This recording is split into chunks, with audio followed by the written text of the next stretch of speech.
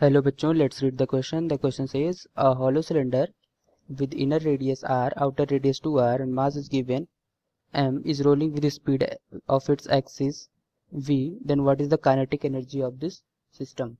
So question क्या कह रहा है कि एक given एक hollow cylinder है जिसका inner radius r है, outer radius कैपिटल R है,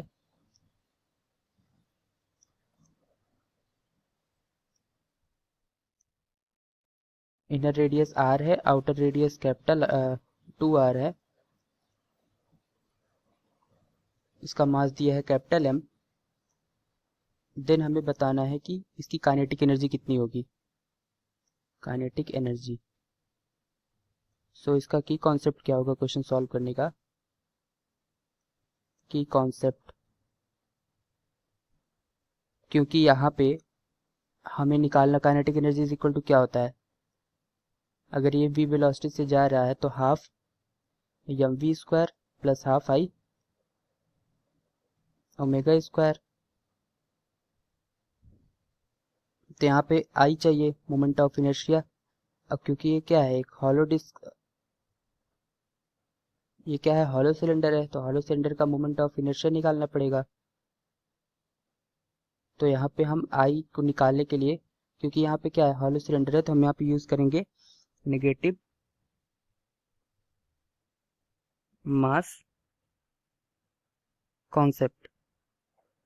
नेगेटिव मास कॉन्सेप्ट ऐसे कैसे क्या होता है कि अगर लेट सपोज ये एक डिस्क है, डिस्क में हमने ऊपर से एक दूसरी डिस्क ला के रख दिया, तो हम क्या यूज करेंगे, net about its axis moment of inertia क्या होगा, I1 due to larger disk plus I2 due to smaller disk. लेकिन अगर हम इसी में से ये स्मॉल डिस्क को यहाँ से निकाल दें, कट कर दें, सिर्फ और सिर्फ लार्ज डिस्क ही बचे, स्मॉलर डिस्क को हम यहाँ से कट के निकाल दें, तो ये larger disk minus small disk हो जाएगा, I1 माइनस I2। तो यहाँ पे हम ऐसे ही ज्यूम कर रहे हैं कि हम इसमें से m मास अंदर वाले मास को काट के निकाल दे रहे हैं। दैट मीन्स मास को हम नेगेटिव कर रहे हैं। यहाँ पे नेगेटिव मास करके कोई होता नहीं है, लेकिन हम यहाँ पे कॉन्सेप्ट के रूप में नेगेटिव मास करके यूज करते हैं। अब आते हैं सोल्यूशन पे। फॉर द सोल्यूशन,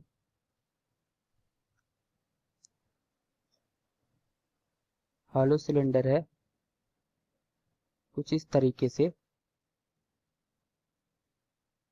तो आई कितना होगा, अगर इसका मास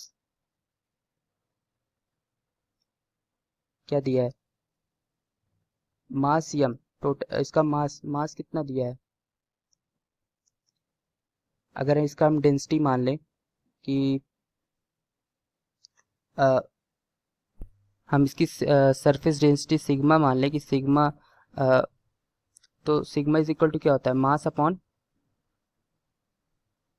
एरिया, कितने सरफेस एरिया में ये मास पूरा फैला हुआ है, पाई 2r² माइनस r²। यहाँ से सिग्मा की वैल्यू क्या हो गया, m divided by pi 3r²। और अगर हमें टोटल मास चाहिए, टोटल मास, तो टोटल मास कितना हो जाएगा, sigma multiplied by pi 4r²। तो टोटल मास हो जाएगा m total sigma pi, sigma कितना निकाला, m divided by pi 3r² multiplied by 4r², 4m by 3। So 4m by 3 r², m r² divided by 2 होता है moment of inertia total solid cylinder का, minus inner mass कितना हो जाएगा, sigma multiplied by pi r², sigma कितना है, m divide by 3r² multiplied by pi r²। तो ये कितना हो जाएगा, m डिवाइड बाई 3।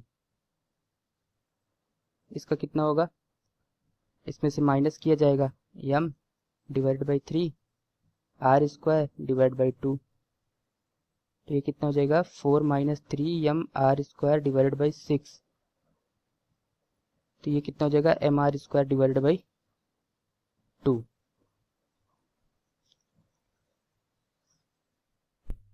यहाँ पे ये क्या होगा, आर नहीं, यहाँ पे पूरे सॉलिड सिलेंडर के लिए कितना हो जाएगा 2r², दैट मीन्स ये 4r हो जाएगा, 4r², तो ये हो जाएगा 4 4 जा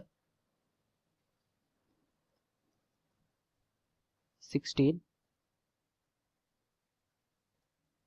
16 divide by 6 mr² minus mr² divide by 6, तो आई की वैल्यू कितनी हो जाएगी 15 mr² divide by 6, that means 5 mr² divide by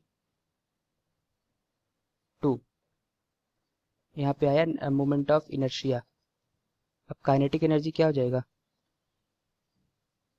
kinetic energy is equal to half mv² plus half I omega square, half mv² plus half I कितना है 5/2 mr², omega कितना हो जाएगा v² divide by 2r², that means 4r²। तो इसको solve करेंगे तो kinetic energy क्या हो जाएगा 13 16 mv²। So our final answer of this question is 13 divided by 16 mv². Hope you understood it well. Best of luck.